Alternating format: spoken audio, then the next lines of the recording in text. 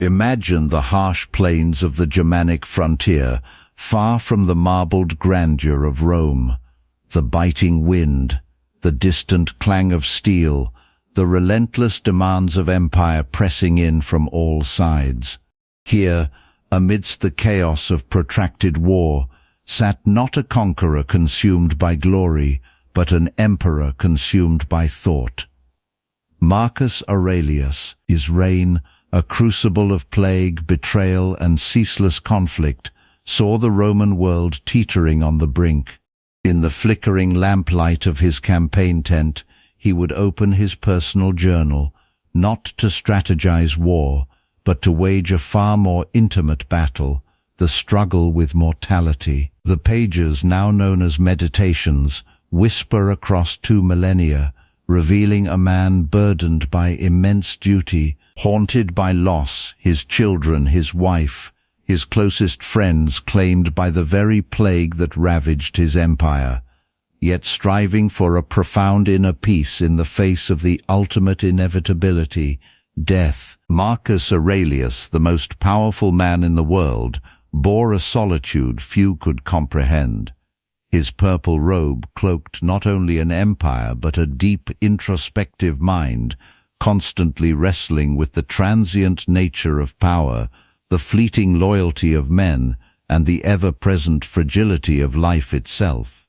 His world was one of perpetual conflict, external wars, internal plots, and the devastating Antonine plague that ravaged Rome, claiming millions, including many of his own kin and trusted advisers. Every dawn brought a new catalogue of duties, decisions that impacted countless lives, yet every dusk reminded him of his own finite existence. He was a philosopher king, paradoxically bound by the grandeur of his station, yet striving for the humility of a sage. His journal entries are not pronouncements from a throne, but the raw, unvarnished thoughts of a man grappling with the most profound questions of being and non-being. He knew, intimately, that the same fate awaited emperor and slave alike, a truth that both humbled and galvanized him. For Marcus, death was not a disruption of nature, but its very essence. It was an inevitable, integral part of the cosmic cycle, a dissolution and recomposition that fueled the universe's ceaseless becoming. The Stoics saw nature as a rational, ordered system, and death was simply a natural process, as much a part of life as birth, growth, and decay.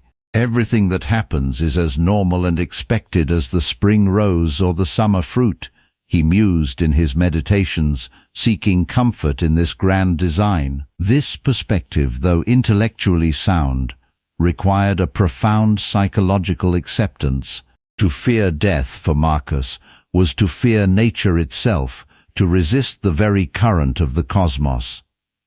He learned from Epictetus, who taught that it is not death that truly frightens us, but the idea of death.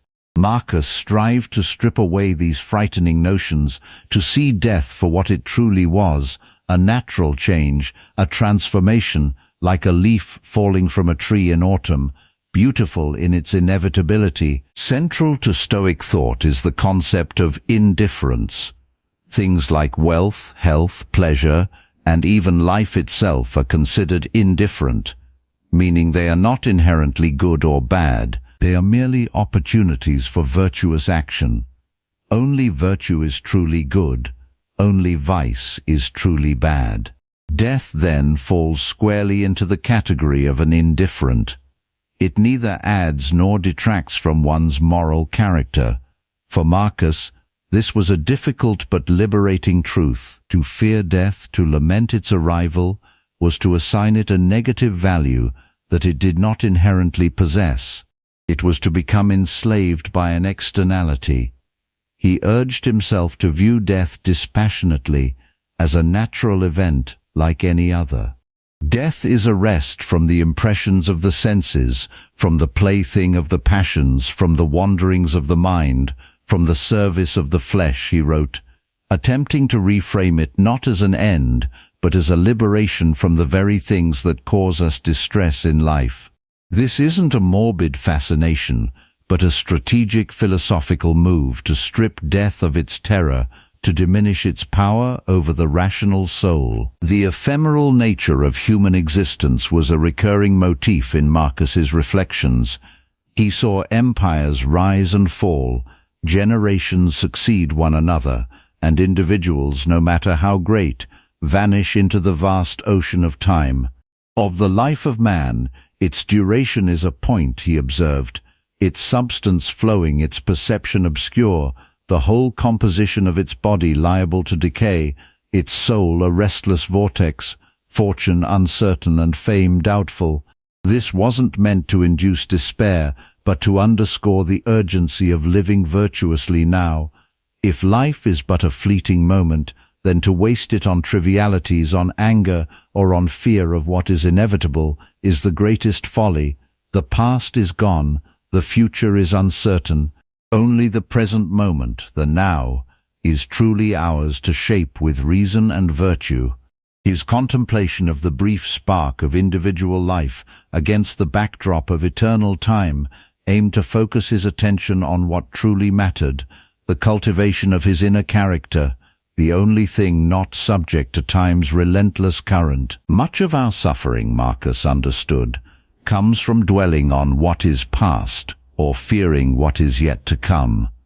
The thought of our own death, or the death of loved ones, often projects fear into the future, paralyzing us in the present. He urged himself, and by extension us, to sever these chains.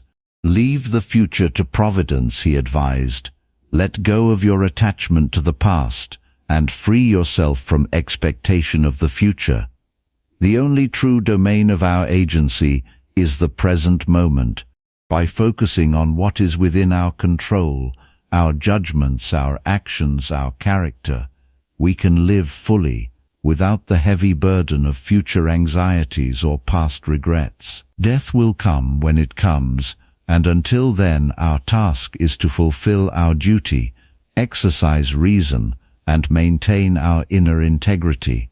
This relentless focus on the now is not escapism, but a profound strategy for living a good life, unperturbed by the shadow of the inevitable, grounded in the only reality we ever truly possess. Even for an emperor, the pursuit of posthumous fame was a delusion Marcus rigorously dismantled.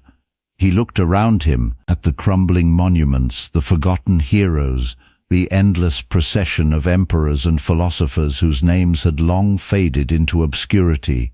Constantly think how many physicians are dead, after often knitting their brows over the sick, and how many astrologers after predicting with great pretensions the deaths of others, he wrote, exposing the vanity of human aspirations for lasting remembrance.